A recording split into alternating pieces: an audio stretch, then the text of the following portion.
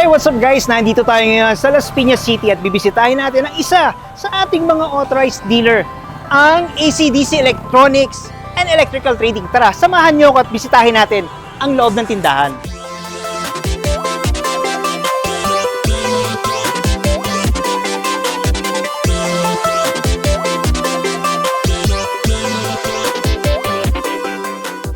So guys, gusto niyo nga bang malaman kung authorized dealer nga ba ang pupuntahan natin tindahan? Ito ang laki-laki sa likod ko. Kevlar Professional Authorized Dealer. Tara, samahan niyo ako, pasukin natin ang loob ng tindahan. Sir, pwede po bumili na yelo? Good afternoon. Good afternoon. Kasama natin ang man behind ng AC/DC, si Sir Joel. Sir Joel, magandang hapon po. Yes, good afternoon. Unang tanong po, Sir, bakit sa dinami-dami ng mga professional audio equipments, bakit isa si Kevlar Professional ang napasok sa product lineup nyo dito sa AC/DC? Simple lang eh. Quality. Yun ang hinahanap ng mga ibang customers ko and mga previous. Quality. Na dati nasa ibang brand, they switch to Kevlar kasi nakita nila yung quality ng product. And syempre, yung itsura, ang ganda. And isa pang maganda, napakaganda ng price, competitive talaga. Ay, totoo naman po talaga, Sir. Kumbaga si Kevlar Professional po, pwede natin siyang i-level sa mga other Yes. Western brand, pero Yes. hindi siya ganun kataas ang price. Yes. Kaya binabalik-balikan sila ng mga clients namin dito. So, Sir Joel, another question po, kamusta naman po ang after sales, ang service ni Kevlar Professional Yan pa po? ang isang idadagdag ko kasi walang problema.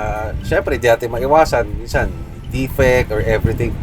Just call the Kevlar and then ibabalik i-arrange nila agad ang check-up ng mga item, and if ever found out na talaga may problema, palit agad. Napakabilis, napaka-smooth ng transaction.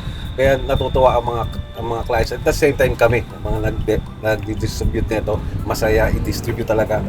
Aside from the other brands, talagang Kevlar yung market namin. Totoo naman po. Sir, another question pala, no, kasi nakita natin sa tindahan po natin, siksik na ng produkto ng Kevlar Professional Products. Example po, si client pumasok, Sir Joel, meron ka ba ditong isang pares ng BTX12 line array? So if ever, sir, meron kang client and then syempre sa laki ng unit natin and then orderin pa natin sa warehouse natin, sa office. Sir, paano po ba maaring umorder ang ating client kapag wala po tayong stock dito na nakadisplay sa tindahan? Well, if ganun ang nangyayari, usually they will order sa amin and then immediately we'll contact Kevlar and expect mo mga 2 to 3 days depending sa logistic, pero nandito na rin yan. And sa payment natin, as of now, we do cash payment and bank transfers only. Alam niyo mga tropa, bukod po sa mga professional audio equipments for home theater equipments, meron din dito sa AC/DC when it comes to electrical components, lalo na kung enthusiast ka rin sa pagbuo ng yung speaker box, gusto mo ng speakers na ipapasok sa yung speaker box, meron din silang components for that. At syempre, Sir Joel, may tatanong pa po ako sa inyo. Pwede po ba naming malaman ang inyong address at kung meron po kayong social media platform, and then kung meron po kayong online store na pwede nating i-share sa ating mga tropa, and then pwede po ba nating i-share sa kanila? Yes.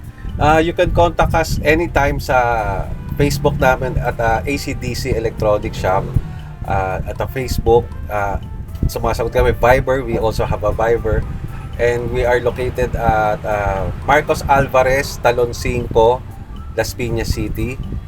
Wasteable naman siya if you would like to go here. And our numbers are 0931-139-7333. And our landline is 8559-6286. So you can contact us anytime in Messenger and Viber.